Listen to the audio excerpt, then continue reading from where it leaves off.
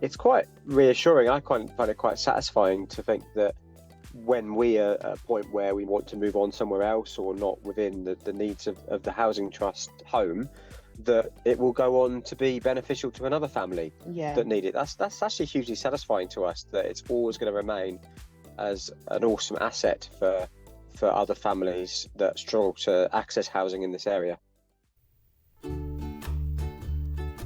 Kia ora and welcome to the Homefulness Show. I'm your host, Zola Rose, located in Aotearoa, New Zealand. We believe housing can be a means for regenerative placemaking to create affordable and sustainable homes and neighborhoods developed in collaboration with the communities that live there. We'll be exploring different housing models and neighborhood designs and innovation in energy, water, waste, construction, land use, and food systems. We showcase housing policies, finance, funding, and community engagement to unlock this potential.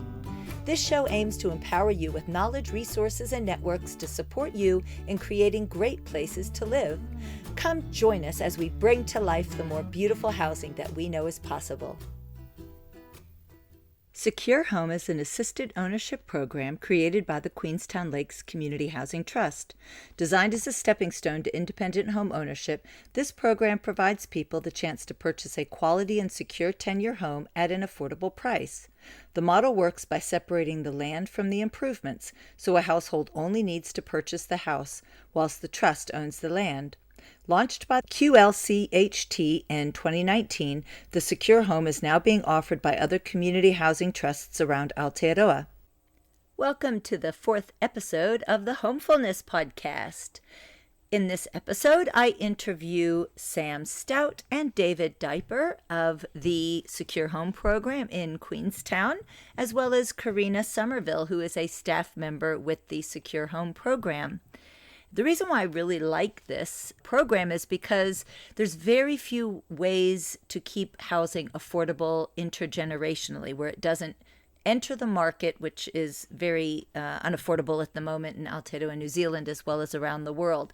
And so this program has managed to be able to keep housing affordable intergenerationally or for future generations, which is really a model that we need to have all over the country, because we do have a growing missing middle population where people are not eligible for social housing but yet can't afford regular market prices. And so that's what this episode is all about, the benefits that there are for homeowners as well as the wider community. It's not just about the residents, how it creates great neighborhoods as well. So I hope you enjoy this interview. Stay tuned to the end of the program to hear some exciting events and opportunities for you in the space of affordable, sustainable, and collective housing. Things that I'm running either locally or that I'm going to point you to that are resources for you elsewhere. So that's at the end of the show. We'll see you there. We have got Sam and David and Corina of the Queenstown Lakes Community Housing Trust Secure Home Program with us today on the Homefulness Podcast. So thank you for joining me today to talk about your journey and the program. I'd like to start, as my favorite question, going back in time, as to your childhood memories of home. How would you describe what made your house feel like home? I think I could talk to that sort of a sense of security definitely was a theme for me at home, sort of a base, but somewhere that's secure and reliable and constant presence. My home as a child was probably quite different to David's. We moved around a lot, and so we travelled and moved around in lots of different countries. So for me, home very much meant my mother. I was raised by a single mother, and so for me, home was more of a relationship with a person than it was a relationship with a place.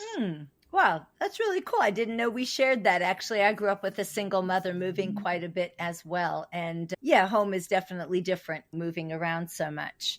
So thank you. And Corina, would you like to answer that question too? Sure, I'd be happy to share that from a personal level. So similarly, my sister and I grew up with just my mum, and we moved around an awful lot too. So my sense of home was in connection with my mother, of course, but there was a time where my mother did manage to secure a home and purchased her first home, and it felt like at that moment things did change. There was more stability in our lives in terms of our connections with other people and just our ability to really engage in the community and start to thrive. So going back to David and Sam, the housing challenges. So you're in the Secure Home program now in Queenstown, which is on the South Island of Aotearoa, New Zealand. And it's known, I would say, for its very high cost of housing, particularly maybe also high cost of living, because it's such a kind of a resort area where everybody goes for holidays, and really nice houses, but they're incredibly expensive. And so I believe that the Secure Home program is something that was appealing to you. And I was wondering, what was the housing challenges? How did you find out about it? What brought you to the program, and how has it been for you? Yes, we would agree that this region, the cost of housing is quite high. It's something that probably it never really felt as though it would be possible for us to own a home, or if we were living here, it was beyond our realms of possibility. It wasn't until we had a child that we realised that also actually where we were living was not suitable to raise a child because of lack of insulation and things like that. And then I think it became even more important to us to find something that was not only secure, but also actually a suitable place to have a baby and to build our lives together. A friend told us about the housing trust. She actually works for the council, and she told us about that. And then we got the ball rolling, and now we have a secure home, which we are so thankful for and feel so privileged to. How long did you that. go where you were feeling like your housing was quite stressful, or the cost of housing? I mean, probably since we moved to Wanaka. I lived in Wanaka as a teenager, and we travelled when we first came to New Zealand. We lived here and then went and travelled around New Zealand and then returned. And probably from our return, we would have felt as though the cost was high. It wasn't until we had our child that we realised that actually the cost was getting to the point where it was unmanageable, because when you're two people in a partnership with no real responsibilities, the percentage of your income that goes to housing is what it is. But then when you have another person that you are responsible for, then your perspective changes on that, and how much of your income is actually going to housing and how appropriate that housing is really comes into the forefront. What kind of housing were you finding prior to the Secure Home? What kind of rental situation was it? We were renting through an agency here in town, and choices were quite limited. We had challenges with finding housing that was both affordable, there wasn't much choice, and also suitable. There's a number of houses here that continuously are being sold or converted into Airbnbs, etc. And so there wasn't a great deal of availability, but also what was there was often historically batches or second homes for people from elsewhere in the country, and they weren't always designed to be lived in for the whole year. They were lacking in insulation and suitability for winter living, so it would be a bit more challenging to be living in than raising a child in such a place. The house that we were living in when we were going through the process, when we first started the process for the housing trust, it had no insulation in the roof, and because it was a vaulted ceiling, the regulations around insulation didn't really apply to it.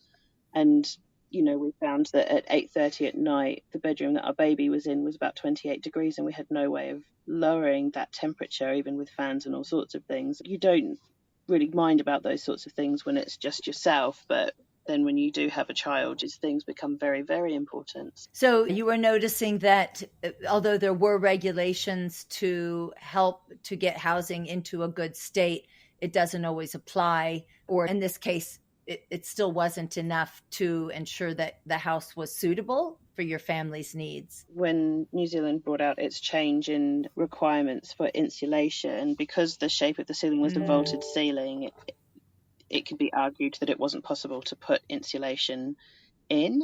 And so any homes within this region that had vaulted ceilings still remain uninsulated in the ceiling.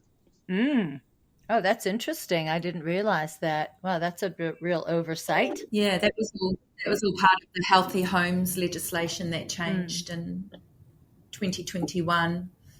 There are some houses in the district that can't be brought up to standard because the house wasn't built in a way that it can be done retrospectively. Yeah. It's interesting what Sam and David are saying about it kind of really became apparent to them that they needed a suitable and secure home in order to raise, because a lot of the people that I speak to in the district currently, I know, have their future plans on hold because secure and affordable housing and suitable housing is so fundamental to a family doing well. And with that supply being limited and people struggling with it, there are a lot of people in the district that are putting off starting families. Wow. So we're moving to the next question of the Secure Home Program and how it's actually been for you to be a member, or how do you refer to yourselves? Is it like a member of the Secure Home Program or a homeowner within the Secure Home Program? How would you describe your relationship with the program? That's an interesting question. Yeah, I think I kind of consider us as being in it.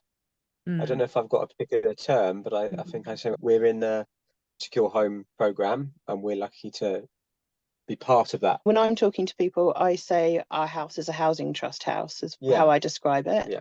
I say we live in one of the housing trust houses. Do you usually get the question then in terms of, well, is it your house or is it their house or whose house is it? Is absolutely the first question. That's 100% the first question that is asked. What we say to people is that we own a right to occupy. So we say it's sort of like a retirement village house where you have a mortgage and you can live in it until you die. And I know that in most cases with trust homes, the title is transferable to children. Is that the case in yours as well? No, I don't believe so. I'll just jump in there as well. So with the housing trust homes, with the assisted ownership programs, which Secure Home is part of, the house is for the use of the current occupiers, but there's no ability to pass that on to anybody else. One of the things with the Secure Home program is we wanted to provide affordability, housing stability, give people the opportunity to own their own home in a way that's affordable. But at the same time, we also wanted to make sure that these homes stay in the community in perpetuity for other qualifying or eligible people to be able to access in the future. So when people who are in agreement with us under Secure Home, when that agreement comes to an end, which could be either because people decide that they no longer require the house, they want to move on from it, or perhaps people pass away, then the house gets returned back to the housing trust and it gets provided then to some new occupants. Oh, I was going to say, is it the trust that then buys the house back from the homeowner at an agreed upon rate of increase? I know trusts to be that there's a formula used that is usually the living cost, which is just rising a few percentage points, and it's steady and it's known kind of in advance rather than the market, which is fluctuating and could be anything in the future. Yeah. So with these homes, they never transact on the market because they remain, technically, they ultimately remain in the ownership of the Queenstown Lakes Community Housing Trust. They don't transact at market. So we would sell the house to a family based on its cost to build. We don't add on any margins. And then a lease is registered against the property in their name for 100 years. And an annual ground rent is charged for use of the land.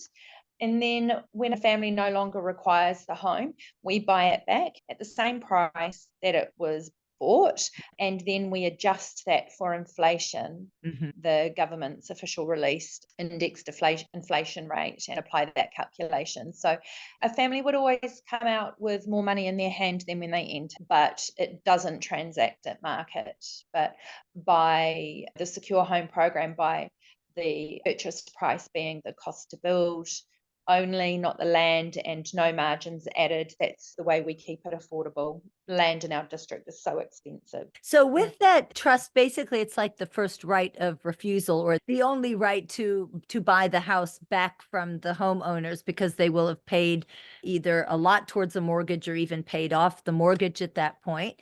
And then it'd be possible, if there were children, for either if the children could then be qualified. What would happen is, if anyone who enters into any of our housing programs, we offer a variety of rental programs as well, but whatever program it is, the eligibility criteria needs to be met.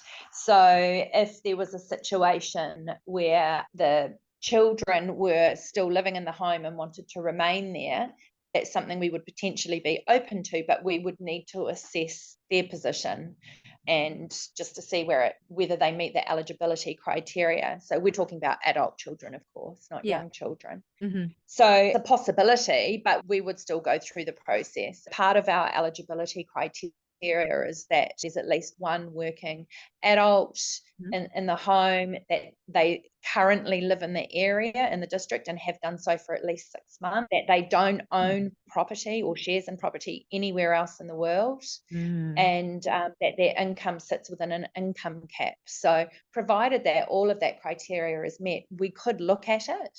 But often we find, as children become adults and become independent, a lot of times children might leave the district and go and do other things. So it would just be dependent on all of that criteria being. So it's important to note that it's certainly our hope that, because now we have a secure home for our family, that we can then help our child to secure their own home through a more traditional, because it's been more affordable for us to own our home. And obviously, if we stayed in this house until we passed away, then the amount that we had paid, the amount that would be returned back to us, would then also put our child in good stead to actually be able to purchase their own home outright and do things like that. So it's something that for us is perfect, and we're so grateful for.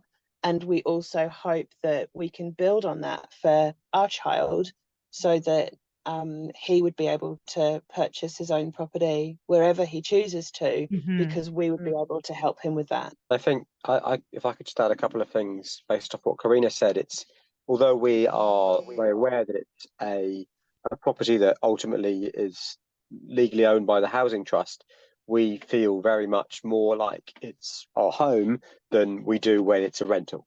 It just gives you that much more sense of a real sense of it being our home. And it's also, I know that in the past, previous iterations of housing trust in the district have allowed people to purchase their own after they've gone through a certain period. It's quite reassuring. I find it quite satisfying to think that when we are at a point where we want to move on somewhere else, or not within the needs of the housing trust home, that it will go on to be beneficial to another family that need it. That's actually hugely satisfying to us, that it's always going to remain as an awesome asset for other families that struggle to access housing in this area.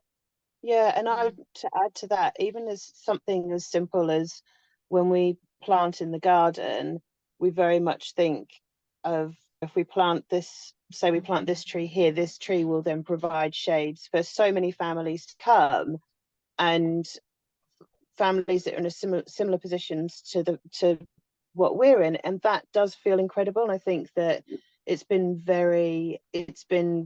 just so well thought out, the way that it works for the houses to remain within the trust and available for families as affordable options. I think we both really strongly feel that is so positive, and just feels incredible, because we feel as though it's almost like a legacy property, and we're the first people of hopefully a very long line of people that will enjoy that property, and that feels like a great privilege to us. Yeah, it's interesting that you've brought in that angle. I'm really appreciating that you see that it's a legacy that you're able to be a part of that maybe you wouldn't be able to otherwise. Because on the other side of the coin, I wrote a report on community land trusts for affordability, perpetual affordability for Aotearoa. The concept hadn't yet really come into this country as such.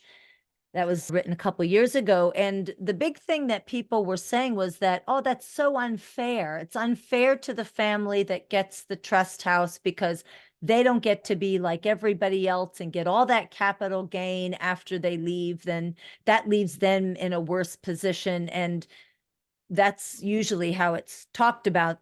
That it's really nice to hear the flip side of what you're saying, is that what an opportunity that you have, one, to have a secure home, two, to still be able to leave your child something in the future, and to be able to leave something for another family. Yeah, I suppose we look at it from the perspective very much of, we're in this house because what we want is a home. We don't want an investment property.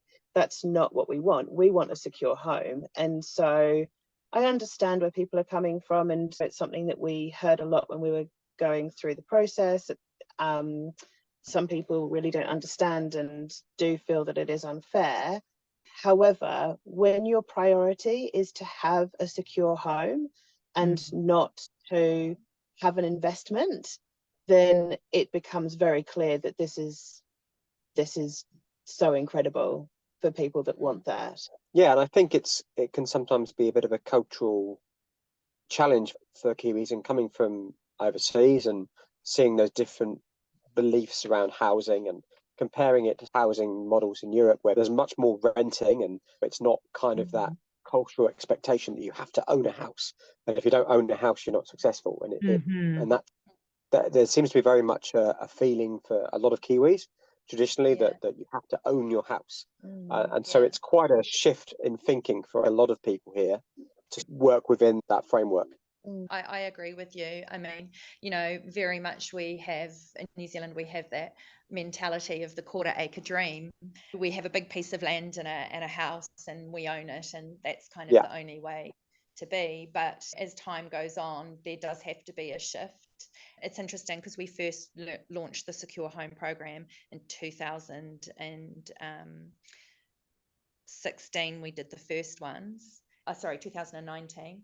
And at that time, it was quite hard to garner a lot of interest in the community. But the people who were interested predominantly were from other cultures where these sorts of housing models and different ways of living, different types of tenure were quite common. But that there is a shift, particularly in our district, because even two hardworking adults that have reasonable incomes struggle to purchase in the district. And given that affordability and supply of rental properties is also a big issue, it doesn't leave a lot of room. The thing with Secure Home that I've found is that there are two very distinct groups of people who are interested in this. There's a group of people who are a bit younger. They still aspire for independent ownership one day, but they're not there yet. They know they're at least 5 years away, maybe longer. And they see this as a fantastic alternative to renting. If you work out, if someone was to pay $800 a week rent over 5 years, it's about $125,000 of dead money in someone else's pocket. But if you're in a secure property, you've got the stability, you've got the affordability, you're living in a decent home. We build these homes and they're all quality homes. And you know that at the end of that time, when you're ready, you sell the house back to the trust. We buy it back within 28 days. You get what you paid for it, plus an added on inflation adjustment. So it's a great alternative.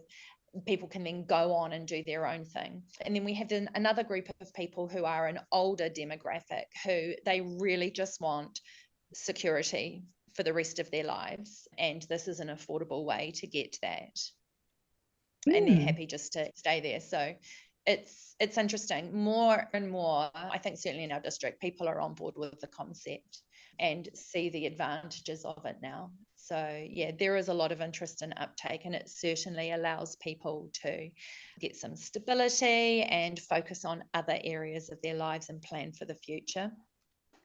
Yeah, I think it's so important that it's really highlighting the abundance of benefits that comes by having the ability to join a program like this and be able to stay in place, not having to move away from where you currently have your community roots or your job because you can't afford to be there anymore. And this program offers so many benefits to young, to old, to people who have a family, that these are the highlights that we have to offer our listeners who are having these doubts about whether this model would be good for them or good to spearhead in their community, because they can hear what a benefit it is and not just get stuck on, I wouldn't be able to get my big payout at the end.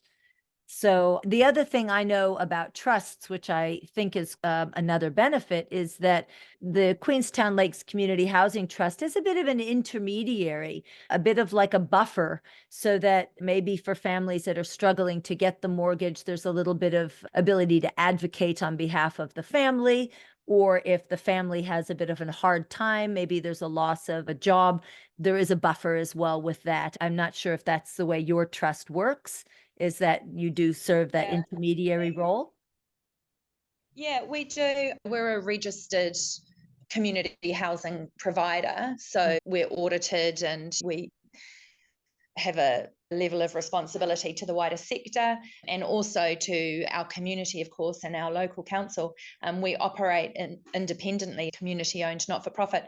But with that, it means that we're classed as a social landlord, and actually we're not just about houses, we're actually about the people. Houses are very black and white. There's really only one way to slice it. But with people, everyone is so unique, their situations are so unique, their needs at the time are so unique, and things change, they're fluid. So we do work closely with the people on our waiting list and in our homes, just to make sure that everyone's doing okay in terms of their housing and just supporting where we can. A lot of these, the vast majority of people are first home buyers. So this process is very new, and it can feel more complicated because we're involved in a secure home, but it really isn't complicated. But we walk alongside people through that whole process, through banks, helping them to understand how it works. Obviously, the banks have to meet their criteria in terms of providing home lending. But we've had a couple of situations where we've got to know families, and we know that a bank might be saying no on one thing, but we know more about their story and situation and why really it could be a yes. So we can advocate on their behalf and try and work out a way so that everyone's happy and things can still go ahead, and even if down the track people are facing challenges, then we can help out again. So we certainly do advocate on behalf of people and support people as much as we can into secure housing. Touching on that as well, so our particular house is in a little one-way street, little easement with 6 houses, all within the housing trust, slightly different ownership schemes and people from different backgrounds, and they're all there for different reasons. Some of them would fit into those different categories of why they're utilising the housing trust, why it's good for them. And interestingly, we all kind of moved in at basically the same time, and certainly for our situation, I think really helped to create a sense of community that we wouldn't often have if we'd moved into a place somewhere else, particularly seeing as in at least 2 of the previous properties we've had in town, we're surrounded by second homes where people come down, families come and use their second home for maybe 2-3 weeks a year, and the rest of the time it's completely vacant. Where we are now, we've got a real sense of community and a real sense of shared experience, that we're all kind of benefiting from the housing trust in our different ways. And it's definitely helped to create quite a great little community between just the 6 houses there. We all know each other pretty well, I'd say. Yeah, you just led into my next question, which was your sense of connection or relationship with others, whether you feel a bit of a camaraderie with other trust homeowners, or whether you've seen anything emerging like that sort of block party. We've got a little group chat where we talk about anything for all of us living on the street. And last year we did a garage sale, and we all got a stall out in front of our houses and basically helped to draw in a few more people. Close the street. And that was awesome.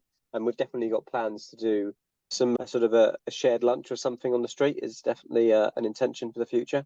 And it is very much a sense of community. So with one of the other families, our children actually go to the same daycare, and we do a child swap, and so we will have their children one afternoon after daycare, and they have our son one afternoon after daycare, and that happens every week.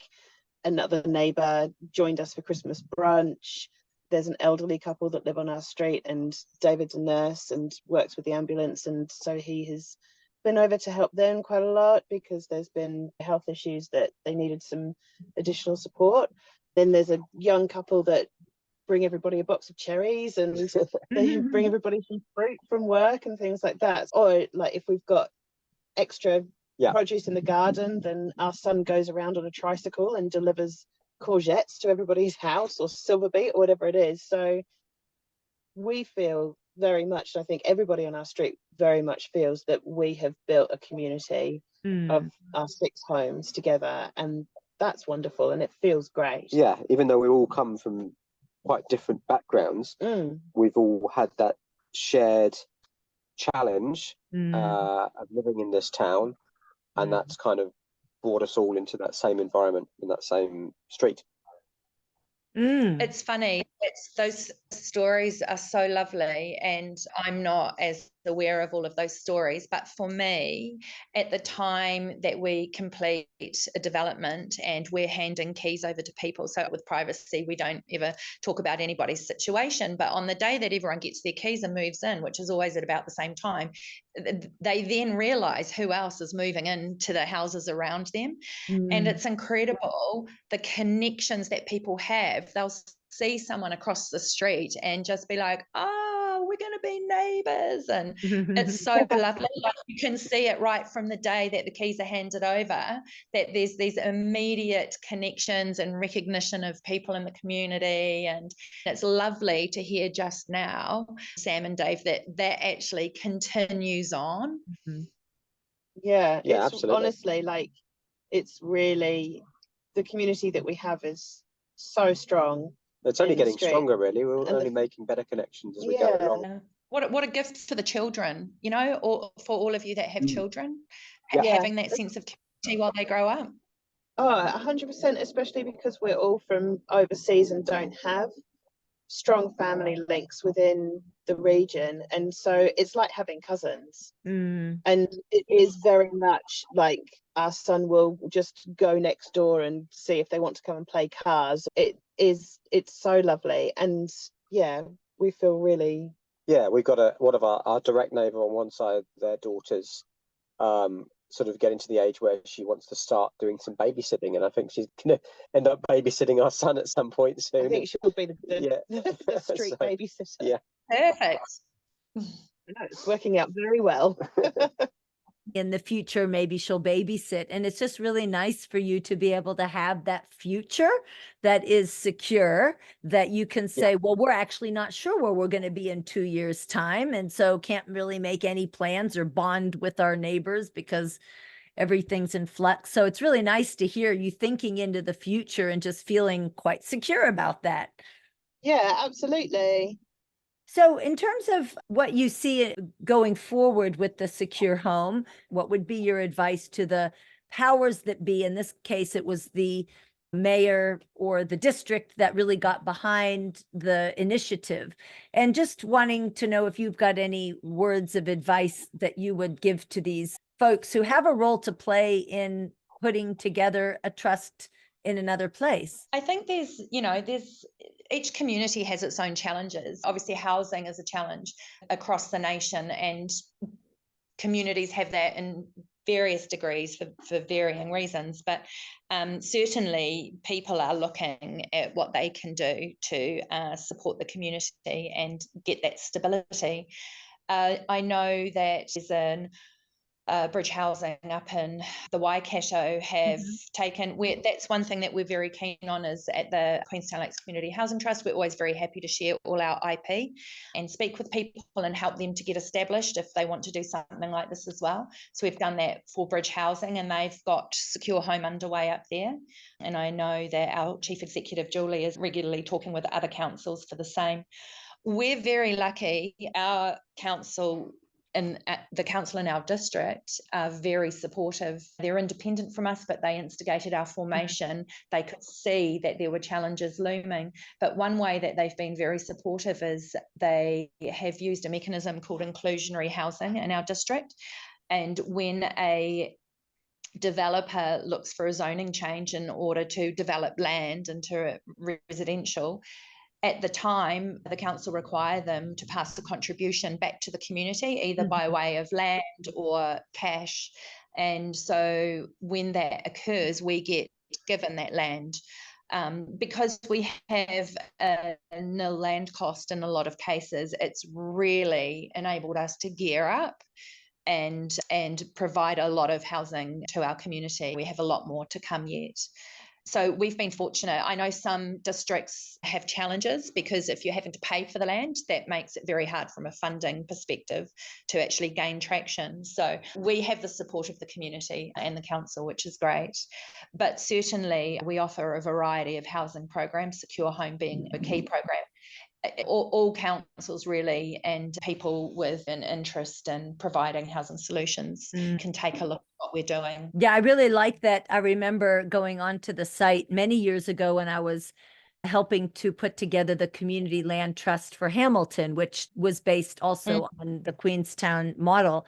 And it was so helpful to have Julie available and to be able to go onto the website and see the history and all the documentation. And so really, I do hope that more councils take up this fantastic model and hear the story so they know what benefit it can bring to the people living in that region. So I had another question that might come up that you might get asked, which is, we're talking about, it sort of sits in the middle between renting and full home ownership. So I'm just wondering where you might need to still ask permission to do something. So in a rental, you fully have to ask permission. When you own your own home, it's only when you're doing things on the border or if you're putting something up many stories or something like that. But how much autonomy, David and Sam, do you have in your home, and what do you still need to ask permission for? So speaking to that point, we can make some sort of minor changes and paint the walls and things like that. And then if it's anything more significant, then we consult with the Housing Trust, and they've been very supportive in allowing us to make other small changes. We've ended up putting solar power with a kind gift from my parents on the roof, which has helped to reduce our power bills, which in New Zealand obviously are quite challenging at the moment. And the Trust has been great in supporting that to the extent where they consider it a sort of investment in the property and improvement to the property. And so they will recognise that it's therefore included in the value of the property when it comes to the point to sell back to the Housing Trust. It's factored into that calculation. Yeah. Well, that's wonderful that you can add on and still get the benefit, not lose out on that investment that you're putting in. So in terms of the inside of the house, you can put up your pictures, paint the walls the color you like, maybe even change the carpet. You just have to negotiate with the trust, say, this is what we're thinking, and then you come to an agreement. Yeah, essentially how it works is we want people to make these homes their homes. So put out pictures if you want to change the colour of the wall or plant something in the garden, go for it. That's all fine. We're pet friendly and things like that as well. But in terms of improvements, so if anything that you want to do is less than $5,000, if it doesn't require council consent and it doesn't structurally change, then you can just go ahead and do that. We just ask that everyone does it to a tradesman-like standard. Doesn't mean they have to get a tradesman in, but it just needs to be done well. If it's something really unusual, then it may be at the time that they sell the house back to us that we ask them to put it back. So just being prepared that that could be the case if someone was to paint a big rainbow in their lounge or something like that. But anything that's more than $5,000 requires council consent or is going to structurally change, then we just ask that they let us know first what they would like to do, and we look to see what the details are, and then at that point we will say yes, you can go ahead, or no, you can't. We really just want to make sure that the integrity of the houses are maintained, that everything is consented and is following all of the codes. And if any significant improvement is made, then we also want the opportunity to be able to return that investment back to people at the time we purchase the property back. So there have been people who've added in heat pumps, put on decks, put in solar, changed curtains, changed wall colours, extended kitchen cabinetry. So there have been a few things that people want to do to make the homes work for them. And we're open to that, of course, but we just want to know what's happening first, just to ensure the integrity of the building. And just the last question to you, Corina, about the makeup of the board of the trust. On a typical community land trust, which I know you're not, but my background research is in community land trust, the board is tripartite, meaning that it's made up of a third experts who are fantastic at governance, a third of the surrounding community, could be business owners or other not-for-profit organization folks, and then a third is made up of the residents who are living there. Do you know whether Queenstown Lakes Community Housing Trust would be integrating or inviting or making that opportunity available for any of the home owners to be able to join on the board? Well, as a trust, we are rapidly growing and evolving. So things change. We're always trying to keep our finger on the pulse. Currently, we have 6 trustees that sit on our board. So we have a council appointed trustee, and then given our work and the investment that goes into it, we actually at this stage look for professional specialists who are able to add value around the board table. So we have legal representative, we have financial and investing representative, we have someone from the building sector, we have valuers, we have someone who's involved in the community. So we're really looking for those key strengths that we need given the scale of the organisation and the amount of spend that goes into it. We do from time to time consult with other people in the community. So if we're working on something in particular, we'll bring in specialist consultants or meet with people in the community that we feel can add value. But currently around our board table, it really is about bringing in the specialist skills. That's not to say that that won't change in the future. Like I say, just as we grow and evolve, we're always looking at these things. Yeah, because it's my personal perspective, but as well as what the research shows is that having the lived experience and plenty of people living in trust homes, I think, could also have governance experience. It's not exclusive. So my recommendation would be, it would be great to have a homeowner who obviously is skilled to do governance to be able to sit on the board. I've just enjoyed hearing David and Sam's stories and their perspective and what it's really like for them to be there. And I think it's so valuable, which is why we brought them to this, to share their story on the podcast as well. Yeah, I agree. There's definitely a lot of community voices that can add, to the work that we're doing, for sure. Well, David, was there anything else that you would like to share? Maybe even talking to the topic of homefulness. I think it's just good to note that the term secure, obviously within the name of the organisation that we're a part of, means a lot to different people. For us, it's secure that we know we can stay there as long as we want. There's nearly every week you look on local Facebook pages, etc. There's people that are renting in properties and they've been told with the minimum legal notice that they have to get out because the home's being sold. And we know that we're in a really well-designed, modern home that meets all the current standards and beyond, and is a really healthy place for him to grow up. So that health security as well as financial security, knowing what the play is, knowing our plans, having a secure financial environment. So I think it's just important to note, certainly for us, that it means a number of things when we say secure home. I think that's fantastic that you've made a differentiation between all the different ways that you feel secure and that you wish other families as well had that same kind of security. It's been fantastic talking to you, and we're really impressed with the Housing Trust here, and we're really excited to hear about developments. We get newsletters and see how it's progressing in other areas and new properties that other families are getting to move into. And I think it's one of some really good success stories in this district on the kind of social level. Thank you. And Corina, was there any last words you would like to have? Yeah, can I take a moment just to expand slightly on the Housing Trust in case there's anyone listening to this that thinks there might be something here for them? We currently have 155 homes across our district that are occupied.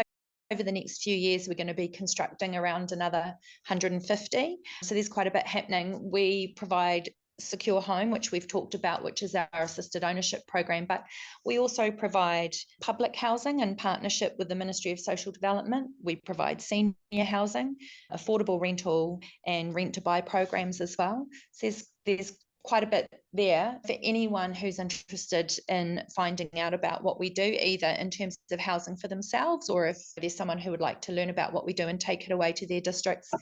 You can jump onto our website, which is www.qlcht.org.nz.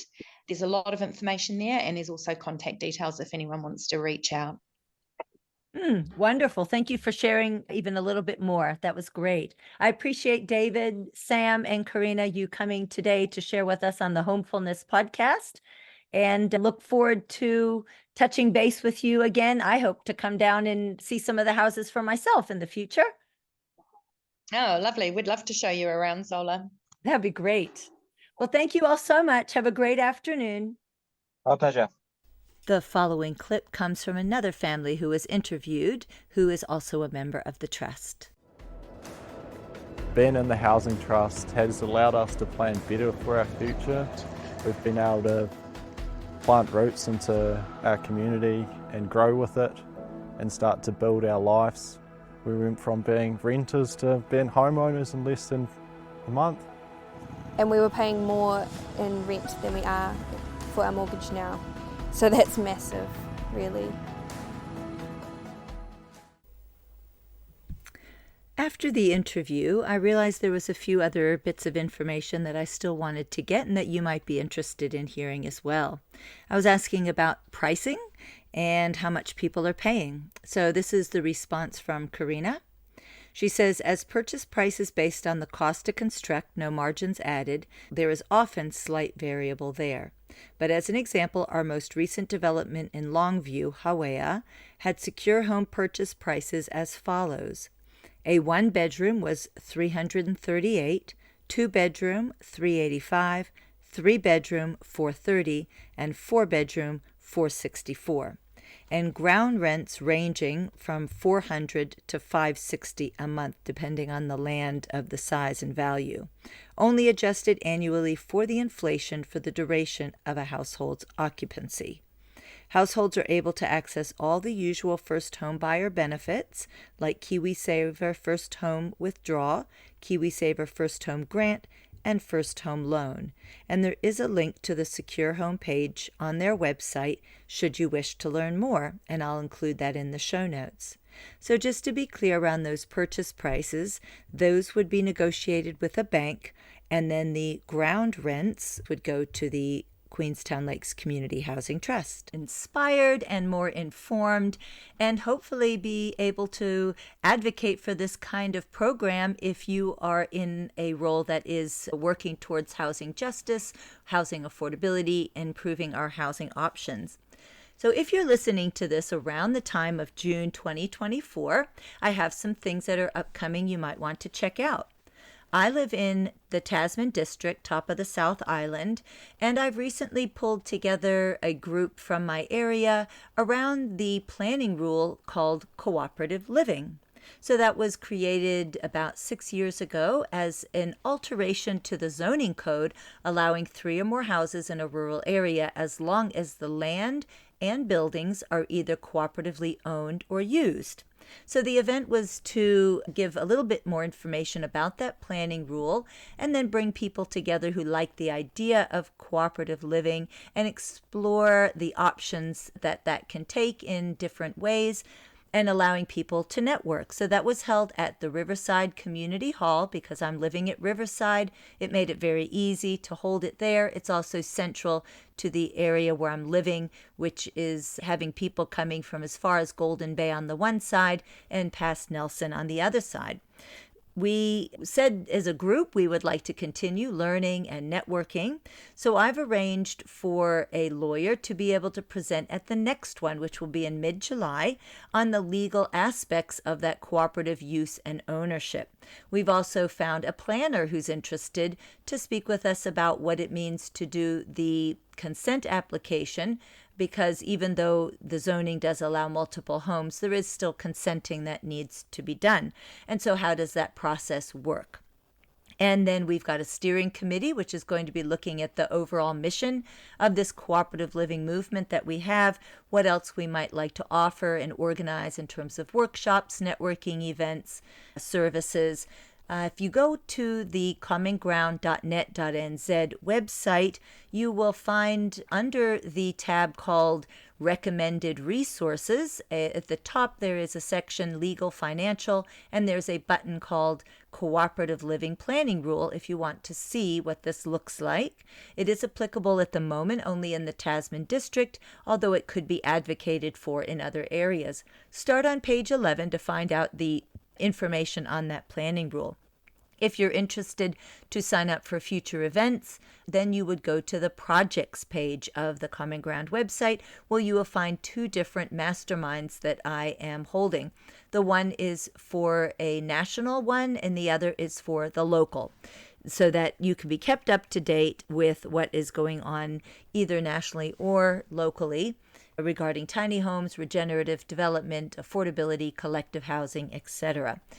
I did run a mastermind about 3 weeks ago, and I will hold that every 2 months. So if you are leading a project like a co-op housing, co-housing, eco-village, you want to open up your land to have other people on it, you're organizing a group, anything like that, you can sign up on that projects page to be alerted when we get together and network again online.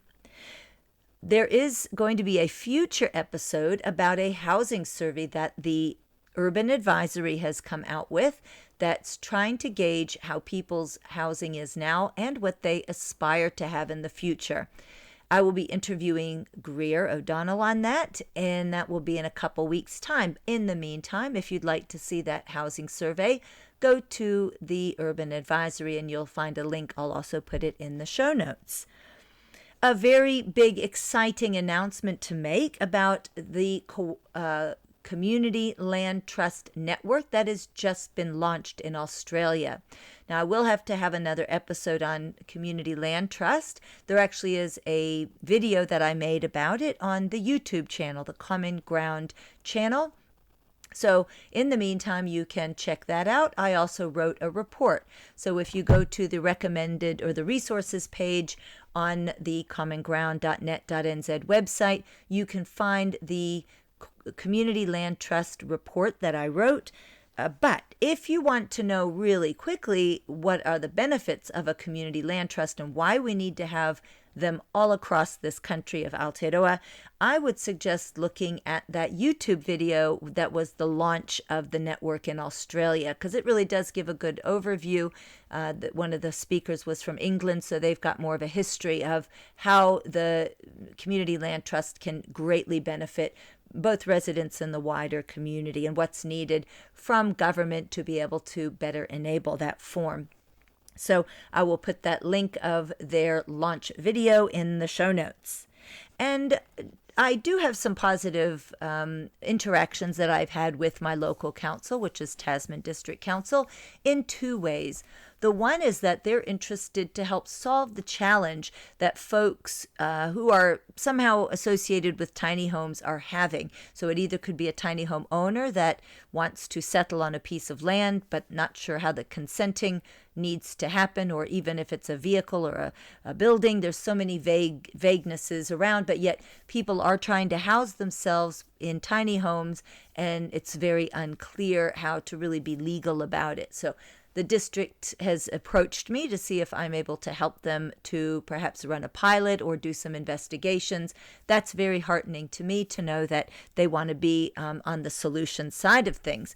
The other is that I met with an infrastructure person at TDC, as well as the person who's managing the master plan, about some ways that I can help them to be able to do housing and engagement a bit differently The one is around the Mapua Master Plan, and we're talking about some really interesting participatory community engagement methods that go beyond the general master plan, which focuses on zoning and really gets to drill down to create an urban design, and working with the community who would perhaps be able to sit as part of the design board, and having some other interactive and creative ways to really make the housing for Mapua fit the culture and the needs of that local community in a very empowered way. The other thing that I was heartened to hear is that the Tasman District Council really would love to be able to have better housing outcomes around land use, affordability, sustainability, maybe even collective housing. And there has been an invitation for me to write a proposal as to how I could help. I'm still hoping that is going to be something they're interested to work with me on. For me, it's very exciting to live in a council that is wanting to be innovative and be enabling and supportive and solutions oriented. And as happens in councils, can have one great meeting with one person, and it doesn't always go as far as I'd like it to, but in this case, I'm hopeful that it will. So I'm also available to speak with other people at other councils. I've got some presentations that I could give to help councils understand around affordability, ways that they can adapt policy to be able to reflect the aspirations and needs of community, and done in a way that creates a lot of more positive outcomes than conventional development does. So I hope you subscribe to the podcast so that you can get updates, and the Common Ground newsletter, where I share also more information and resources. And I look forward to hearing what you think about these episodes and who you might like to have as a future guest or topic. I would love to reach out and get those people on. A few other guests lined up I'm looking forward to sharing with you in the future. Ka kite.